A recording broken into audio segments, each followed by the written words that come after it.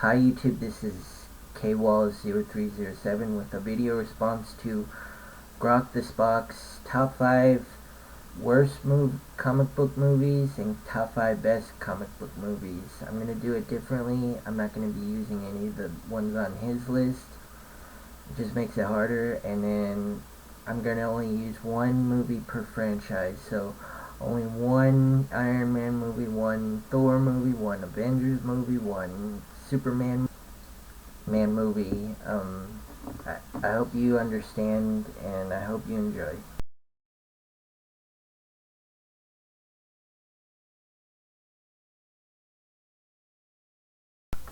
Howard the Duck.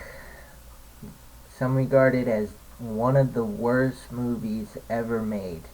It's directed by George Lucas and is a steaming pile of crap.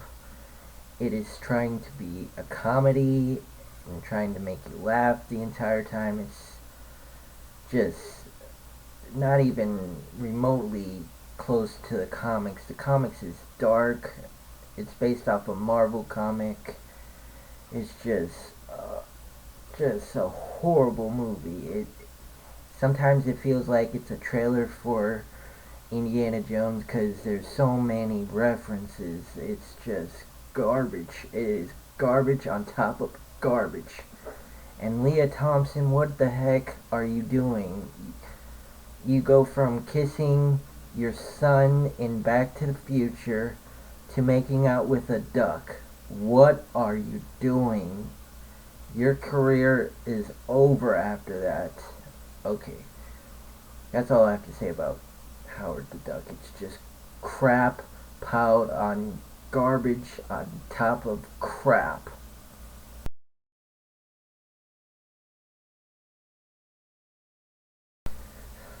My first movie for my top 5 favorites is Dick Tracy because it's just a wonderfully done movie. The cinematography is flawless. It only has a couple of colors that they use: yellow, red, green, I believe blue, and purple. You don't see that a lot in films. It's directed by Warren Beatty and also stars Warren Beatty. But the person that steals the whole movie is Al Pacino as one of the gang members. Dick Van Dyke plays another gang member, and so does Dustin Hoffman. The whole list of gang members are just, they have so many great lines. This Al Pacino is just a great thug, like gangster member. He just plays it flawlessly. That's why he keeps playing it. Warren Beatty is a great actor in this. They wanted to make a sequel, but they couldn't like pound out a deal, and then there was a lawsuit, and that kind of led to Warren Beatty not doing much of anything over the last 20 years. So, and I forgot Madonna's in it, and she plays the love interest of Dick Tracy, and of course you got the yellow jacket from the comics back in the 50s. So this is a really good movie. I highly recommend it. Number 4 on my worst comic book movies is Electra. I actually went out on the first day it came out and saw this piece of garbage. It's just, I even paid for 2 tickets because I left one at home, so I had to pay for another one, and it obviously didn't sell out, so I was the only one in the theater, so it only sold like 2 tickets. It's just, I don't even remember a lot of the movie. It's just played out. It is just overdrawn. It is, and I don't see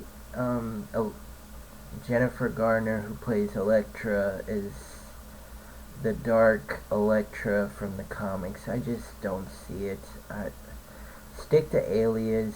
Stick to 13 going on 30. It's not the right role for you. It's just garbage. It is. Not to say Electra could have been bad. It should have been better. I don't even know if it should have been made. Like, cause Daredevil was kind of a weak movie. I'm not saying it's a horrible movie, but it's pretty bad. And then you put on like a spin-off movie of a really not great movie, hoping to make money. It's just a horrible movie. I highly recommend you don't watch this. Spend some time reading a book. My number 4 favorite comic book movie is The Mask. This led to a dilemma because I didn't know whether to put Son of the Mask on the worst list or The Mask on the best list. I decided to put the Mask on the best list because I didn't want to torture myself with watching Son of the Mask. I've only seen parts of it and I don't need to torture myself anymore. I saw Nostalgia Critic review of it, and I do not want to torture myself any further with watching that. The Mask, on the other hand, is based on a Dark Horse comic, and it stars Jim Carrey in one of his earlier roles. It has Cameron Diaz in one of her first movies. It introduced Ben Stiller to Jim Carrey, which they worked on Cable Guy afterwards. It's just a flawless movie. It's different from the comic strip. The comic strip is really dark. It's a lot more killing, shooting. This one was more family oriented. It's got the aspects of Tex Avery, the Droopy show. You get that from all the mannerisms of Jim Carrey, all of his facial features. Like, he was perfectly cast for this movie. It's just a really great movie, and I highly recommend it. If you have already probably seen it, but I highly recommend it if you haven't. Go watch it. My number 3 worst comic book movie is Steel, starring Shaquille O'Neal. I don't know why it stars him. I guess because he's tall enough. It's based off a DC comic. It is horrendous. It is garbage. It is one of the worst movies in existence, in my opinion. He's different from the comic book. In the comic, he invented his suit himself, and in the movie, they have two buddies of them that they invented actually create the suit for him. They made him out look like a dunce, like he's a stupid idiot, and it's just the whole suit is just god awful. It's ugly. It looks like someone would wear it like a prank. Like, it's just looks like some third grader made it in art class. It's just horrible. But there is one plus to this movie. They make fun of him making free throws. Like, there's a bomb, and he's supposed to shoot it through a window somehow, and the kid says, "Come on, can't you make it?" And then Shaq says, "You know me, I can't make these." I thought that was a little funny, like poking fun at him, but that does not save this movie. I highly recommend you not watch this movie. Do something better with your time, like donate your time to watch cars, babysit, mow the lawn, sleep, do anything but watch this movie. My number 3 favorite comic book movie is Men in Black, starring Agent J as Will Smith and Agent K as Tommy Lee Jones. It's directed by Barry Sonnenfeld, who also directed um, the Addams Family movies, which is kind of in the same esque of that movie. And Rick Baker does the animatronics and does it flawlessly. A lot of people thought it was some work of Jim Henson, but it's Rick Baker. He also did Thriller. He did a whole bunch of other movies. This movie is really flawless. It led to sequels, one of which is horrendous, but a third one that raised the franchise back to its glory. It's just a really great movie. It's based off a Marvel comic book, but it was originally something else, but Marvel bought them out to make movies, and it was really great that they did, because it was a great movie. I highly recommend it. If you haven't seen it, you probably live under a rock, so go watch this movie.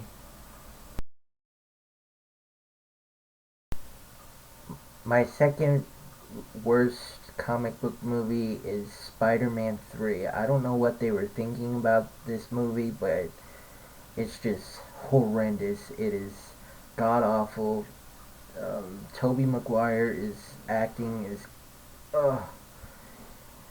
the whole story is horrible. They kill off three Spider-Man villains in one movie. I don't understand why. Plus, it killed the Spider-Man franchise and required a reboot to get it started back again. It's just a horrendous movie. They take Venom, who's one of, if not best, Spider-Man villains, and make him look silly, and he's only in the last like 20 minutes of the movie, and they kill him. They kill off Venom.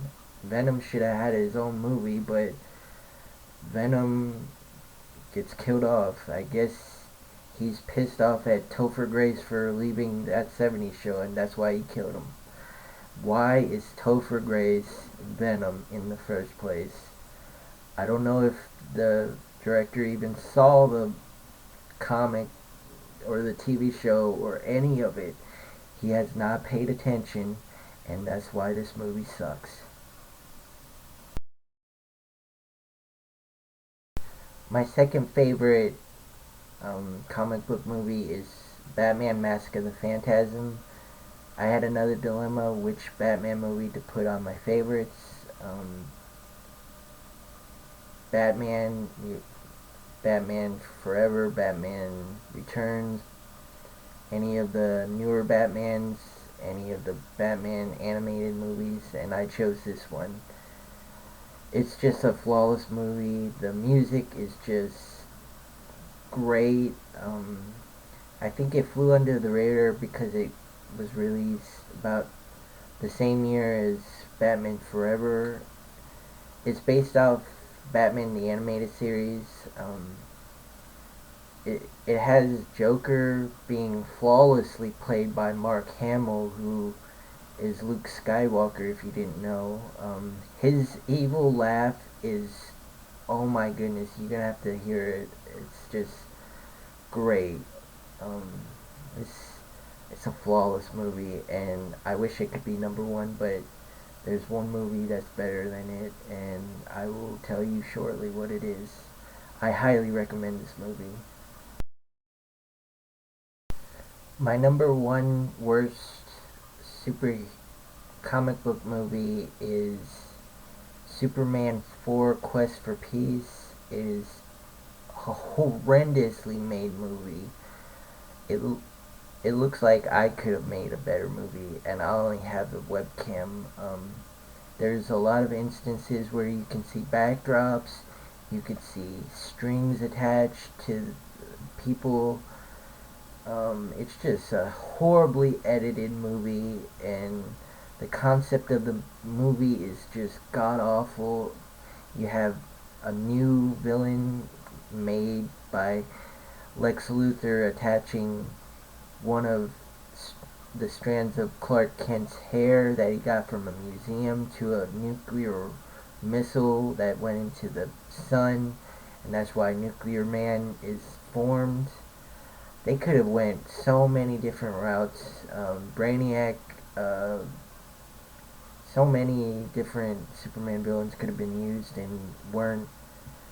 And because of this, and Christopher Reeve unfortunately being paralyzed, Superman went on about 20-year hiatus between movies.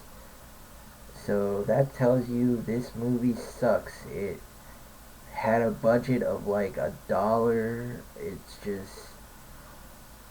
just a really crappy movie.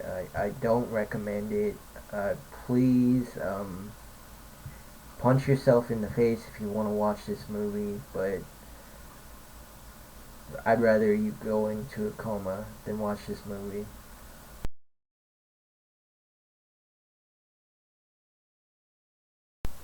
And the number one best comic book movie I think is The Crow, starring the late Brandon Lee. It is, I think it was released in '94. It is the last movie of Brandon Lee. R.I.P. Brandon Lee.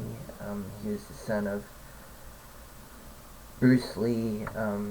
This movie is just flawless. It's based on the sayings of a crow bringing you to heaven, and then the crow trying to get you revenge. Brandon Lee's trying to get revenge because people raped and killed his wife and killed him as well. Well, not his wife, his fiance. They were supposed to get married the day after, and he's out for justice, and he will not rest until he gets justice. It has a cameo by Ernie Hudson, which, if you didn't know, he's in the Ghostbuster movies. This movie is just really great. Everything that Brandon Lee says is flawless. It's great. It's mesmerizing. Gives you chills in your spine.